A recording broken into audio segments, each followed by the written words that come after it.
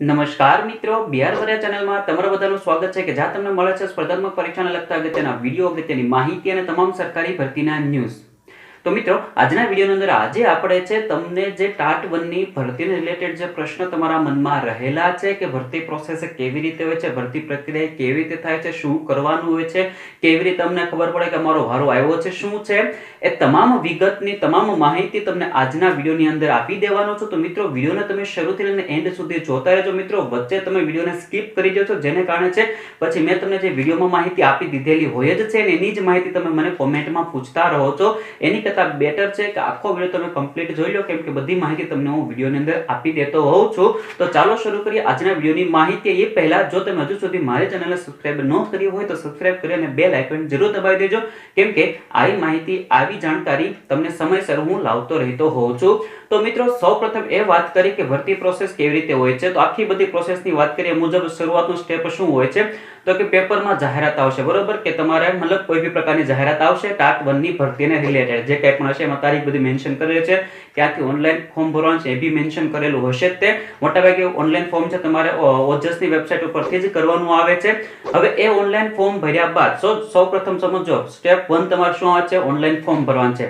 Online form ભર્યા બાદ તમારે એક ફી ભરવા માટેની એક પ્રિન્ટ બહાર કાઢવી પડશે, કેમ કે ફી તમારે છે એ બેંકમાં જઈને ભરવી પડશે, SBI ની અંદર જઈને. હવે ઓનલાઈન જો ફી ભરવાની પ્રોસેસ થતી હોય તો વધુ સારું છે. નવી ભરતી પછી જો શરૂ રાખે તો ગઈ ભરતી સુધી તો આ પ્રોસેસ હતી ને, ઓનલાઈન નહોતી ભરાતી, પણ જો આવે કદાચ તો સારામાં સારી વાત છે.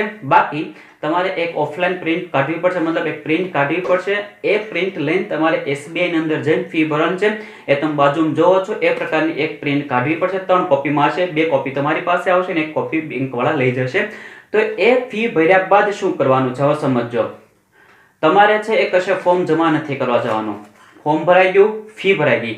ફોર્મ ભરાઈ ગયા, ફી ભરાઈ ગયા બાદ શું થશે તો કે એના બાદ તમારું પ્રોવિઝનલ મેરિટ બહાર પડશે અમુક દિવસ. એ બધી વિગત તમને છે એ સેકન્ડરી એટલે કે GSERB ની વેબસાઇટ જે છે, GSERB જે કહીએ છીએ એ વેબસાઇટ ઉપર જ તમને નિયમિત બધી માહિતી મળશે. જે રીતે વિદ્યા સહાયકની ભરતીની બધી અપડેટ છે, વિદ્યા સહાયક ભરતીની જે વેબસાઇટ હતી vidyasahak.org, તો એની જેમ જ છે GSERB નામની એપ્લિકેશન એટલે કે વેબસાઇટ છે, GSERB અથવા તો GSEB. આ બંનેમાંથી કોઈ એક વેબસાઇટ ઉપર જ તમને એની બધી જાણકારી મળતી રહેશે કે ક્યારે મતલબ શું આવવાનું છે, શું થવાનું છે, બધી પ્રોસેસ તમને એમાં જાણકારી મળતી રહેશે. તો એ વેબસાઇટ જોવી, જાણવી જરૂરી છે, બરોબર. ફોર્મ ભરાઈ ગયું, ફી ભરાઈ ગઈ, એના પછી શું થશે તો કે એના પછી તમારે છે પ્રોવિઝનલ મેરિટ લિસ્ટ બહાર પડશે. મિત્રો યાદ રાખજો, પ્રોવિઝનલ મેરિટ લિસ્ટ બહાર પડ્યા પછી તમારે ડોક્યુમેન્ટ વેરિફિકેશન માટે બોલાવશે. પણ એ પહેલા જેટલું મતલબ પ્રોવિઝનલ જે મેરિટ લિસ્ટ બહાર પડ્યું છે એ કેટલું હશે તો કે એ બી તમને કહી દઉં છું. જે તમારી ખાલી જગ્યા હશે એ ખાલી જગ્યાને આધારિત અમુક ઘણા વધારે ઉમેદવારો છે પ્રોવિઝનલ મેરિટ લિસ્ટ બહાર પાડશે, બરોબર. એ પડ્યા પછી તમને એમાંથી ખાલી જગ્યાના આધારે 10 ગણા ઉમેદવારો છે ડોક્યુમેન્ટ વેરિફિકેશન માટે બોલાવશે જે તે જિલ્લાના મથકે. મતલબ દાખલા તરીકે તમે સુરત જિલ્લામાં ફોર્મ ભર્યું છે, અમરેલી જિલ્લામાં ભર્યું છે, કે પછી જુનાગઢમાં ભર્યું છે, કે નર્મદામાં, જે કંઈ પણ જિલ્લામાં તમે ફોર્મ ભર્યું છે એ જિલ્લાનું જે મુખ્ય સેન્ટર હશે એ સેન્ટરમાં તમારે તમારા ડોક્યુમેન્ટ અસલ અને ઝેરોક્સ કોપી લઈને અને ફોર્મ ભરેલું છે, ફી ભરેલ છે, એ બધી વસ્તુઓ લઈને તમારે ડોક્યુમેન્ટ વેરિફિકેશન માટે જવાનું રહેશે. એ પહેલા જો સમજો, એની પહેલા તમારે એક સોગંદનામું કરવાનું આવશે. એ સોગંદનામાની વિગત બી તમને ઓનલાઈન વેબસાઇટ ઉપર આવી જ જાય છે. એ તમને માહિતી જ્યારે ભરતી આવશે ત્યારે બી તમને એક વખત પાછી બધી માહિતી આપીશ કે સોગંદનામું શું હોય છે, કેવી રીતે કરવાનું છે, બધી માહિતી આપીશ. પણ એક સોગંદનામું કરવાનું છે, કોઈ વકીલ પાસે જશો, નોટરી પાસે, એ તમને સોગંદનામું કરી જ દેશે. એમાં તમને એક નમૂનો આપેલો હોય છે ઓનલાઈન વેબસાઇટ ઉપર. એ નમૂનો ડાઉનલોડ કરી લેજો. એ નમૂનો ડાઉનલોડ કર્યા બાદ એ લઈને તમે નોટરી પાસે જશો, તમારા ડોક્યુમેન્ટ બતાવશો, એના આધારે તમને એ સોગંદનામું પણ કરી દેશે. એટલે સોગંદનામું આવી ગયા, સોગંદનામાની પણ તમે એક ઝેરોક્સ કોપી કાઢી લેજો, 2 થી 3 વધુમાં વધુ, કેમ કે તમારી પાસેથી એક કોપી છે એ જ્યારે પહેલી વખત તમે ડોક્યુમેન્ટ વેરિફિકેશન માટે જશો જે તે જિલ્લાના મથકે, ત્યારે પાછી એટલે કે ત્યાંથી એ લોકો લઈ લેશે.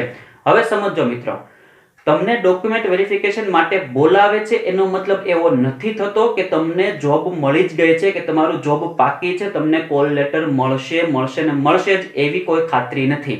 કેમ કે એ લોકો બી સ્પષ્ટ લખેલ આવશે તે સૂચના કે જે ડોક્યુમેન્ટ વેરિફિકેશન માટે બોલાવે છે એનો મતલબ એમ નથી કે તમને જોબ મળવા પાત્ર હકદાર બની ગયા છો, એવું કશી મતલબ એવી માહિતી તમને લખેલી આવશે જ તે.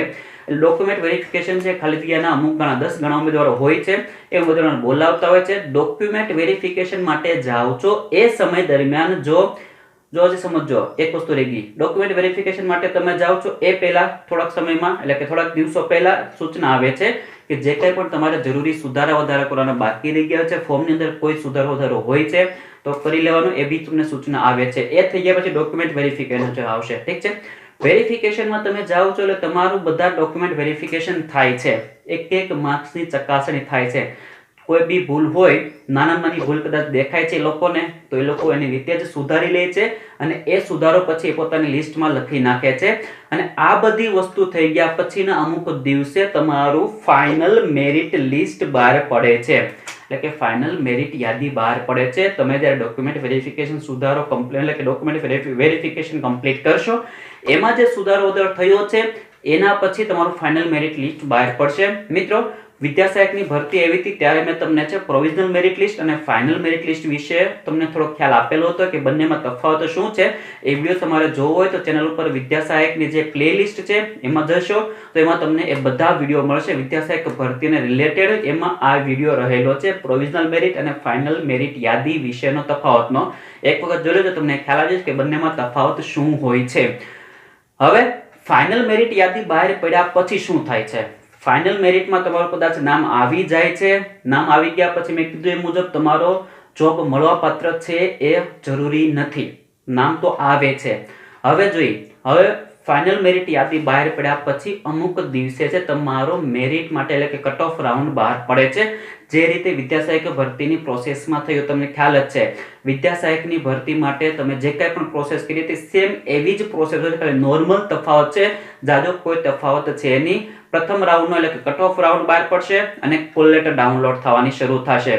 જો તમારા માર્ક્સ એટલે કે મેરિટ એ કટ ઓફમાં આવતા હોય તો તમે કોલ લેટર ડાઉનલોડ કરી શકશો.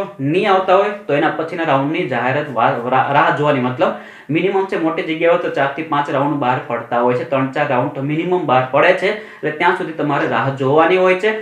તમારો જો કટ ઓફમાં રાઉન્ડમાં બહાર આવે છે એટલે કટ ઓફમાં તમારું નામ આવે છે તો તમને કોલ લેટર મળે છે. જે તમે બાજુમાં જોવો છો એ મુજબનો તમને કોલ લેટર મળશે. એ કોલ લેટર તમારે ડાઉનલોડ કરવાનો છે, પ્રિન્ટ કરવાનો છે અને એ બધી વસ્તુ લઈને તમારે ગાંધીનગરમાં સ્થળ સમય બધું આપેલું હશે. એ સમયે એ સ્થળે તમારે જિલ્લા પસંદગી માટે, સ્થળ પસંદગી માટે બધી પ્રોસેસ કરવા માટે તમારે ગાંધીનગર જવાનું રહે છે. હવે સમજો મિત્રો, 4-5 રાઉન્ડ બહાર પડી ગયા, બરોબર. હવે તમારો છે દાખલા તરીકે ત્રીજા રાઉન્ડની અંદર વારો આવી ગયો છે, કોલ લેટર તમને મળી ગયો છે. તો આ વસ્તુ બી સમજો. ઘણા ખરા વિદ્યાર્થીઓ પછી એમ સમજે કે અમને તો નોકરી નહીં મળે.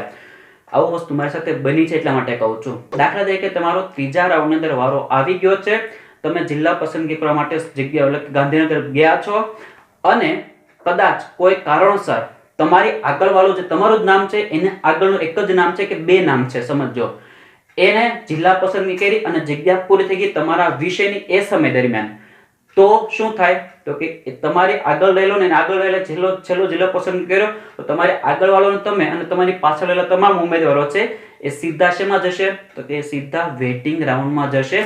એના પછી એટલે ત્રીજા રાઉન્ડ પછી છે ચોથો, પાંચમો, છઠ્ઠો એટલા રાઉન્ડ બી બહાર પડે તો તમે એમની ગભરાવા મળતા કે મારું નામ તો આવ્યું નહીં, મારો નંબર તો આવ્યો નહીં, મારો કોલ લેટરમાં કેમ મારો આવતો નથી, કેમ તો કે એ સમય દરમિયાન તમારે જિલ્લા પસંદગી વખતે તમારી વિષયની ખાલી જગ્યાઓ જે હતી તમારી કેટેગરીમાં એ પૂરી થઈ ગઈ છે એટલે તમારો વારો એટલે માટે નથી આવતો સમજો, બરોબર. એ થઈ ગયા પછી રાઉન્ડ જ્યારે બધા પૂરા થઈ જશે 4, 5, 6 જેટલા રાઉન્ડ બહાર પડે કે 3, 4, બરોબર. એ રાઉન્ડ પોઈતા પછી તમારું છે એ ફરીવાર વેટિંગ રાઉન્ડ માટે જાહેરાત થાય છે. આ બધી વેટિંગ રાઉન્ડમાં તમારી જે કંઈ પણ વાત થાય એટલે કે જાહેરાત થાય છે એના પછી તમારું કોલ લેટરમાં જો નામ આવતું હોય કટ ઓફમાં તો તમે કોલ લેટર ડાઉનલોડ કરો અને તમારી જિલ્લા પસંદગી કરવા માટે ગાંધીનગર પહોંચી જાઓ. એ બધી તમને વિગત તમને ખ્યાલ છે. હવે સમજો વિદ્યા સહાયકની ભરતીમાં તો મને ખ્યાલ નહોતો કે SMS દ્વારા જાણ થાય છે કે નહીં, પણ 9, 10 અને 11, 12ની ભરતીની અંદર છે તમામ પ્રક્રિયાની માહિતી તમને છે સમયસર તમારા મોબાઈલ નંબર જે તમે આપેલો છે ફોર્મ ભરતી વખતે ભરતી સમયે એ ભરતી સમયે આપેલા મોબાઈલ નંબરમાં એ બધી વિગત સમયસર તમને આપતા જ રહે છે કે તમારો વારો આવ્યો છે, તમે કોલ લેટર ડાઉનલોડ કરો, તમારો વારો આ સમયે આ સ્થળે છે, તમે હાજર રહેશો, તમારો વારો વેટિંગમાં આવ્યો છે, આ સમયે આ સ્થળે કોલ લેટર ડાઉનલોડ કરીને હાજર રહેશો. એ તમામ માહિતી તમને SMS દ્વારા છે જાણકારી મળતી રહે છે. એટલા માટે જરૂરી છે કે તમે જે નંબર આપો છો ફોર્મ ભરતી વખતે એ નંબર ચાલુ રાખજો અને નેટવર્કમાં રાખજો જે તે દિવસે.